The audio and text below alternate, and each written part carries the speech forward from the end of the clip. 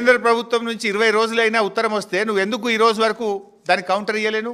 అట్టెట్లా చేస్తావు అప్రైజల్ అని సిఆర్ పార్టీకి లెటర్ రాగానే రిప్లై ఇస్తావా ఇవ్వవా? నువ్వు ఢిల్లీకి పోయి గట్టి కొట్లాడవా?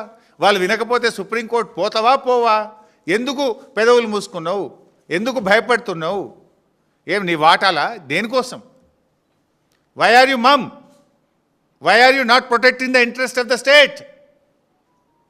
ఇలా కర్ణాటక అంత గట్టిగా అడుగుతుంది కదా. ఇప్పుడు ఆ రోజు 3 రాష్ట్రాల మధ్య ఇంటర్స్టేట్ అగ్రిమెంట్ అయింది.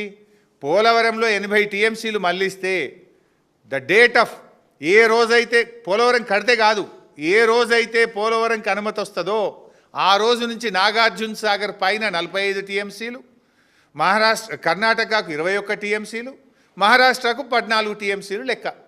ఈ ప్రకారంగా కృష్ణా నీళ్ళు ఆపుకోవచ్చు అన్నారు. ఇవాళ అదే రాసింది కదా. ఇవాళ కర్ణాటక ఏం రాసింది? 423 టీఎంసీలు మళ్ళిస్తున్నావు, నేను మీద 112 ఆపుకుంటా అంటుంది. మహారాష్ట్ర ఏమంటుంది? అదే రేషియోలో ఆ రోజు 45-21-14 రేషియోలో నేను 74 ఆపుకుంటా కృష్ణ అలా అని మహారాష్ట్ర అంటుంది. ఇప్పుడు ఇక 112 కర్ణాటక ఆపితే 74 మహారాష్ట్ర ఆపితే మన పరిస్థితి ఏంది? ఇంత కృష్ణా నీళ్ళు కూడా రావు. మాట్లాడితే నల్లమల బిడ్డ అంటాడు. ఆ నల్లమలను ఆనుకొని పారే కృష్ణా నదిలో ఆ మహబూబ్ నగర్ జిల్లాకు అన్యాయం జరుగుతుంటే నువ్వు నల్లమల పులివా పిల్లివా ఎల్కవా? ఎందుకు మాట్లాడతలేవు? మరి పులి అయితే మాట్లాడదు, పిల్లివైనవో ఎల్కవైనవో, అందుకే మాట్లాడతలేనట్టున్నావు నువ్వు.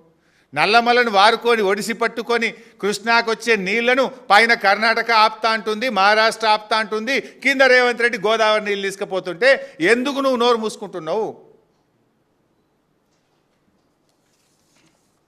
ఇవాళ అదేవిధంగా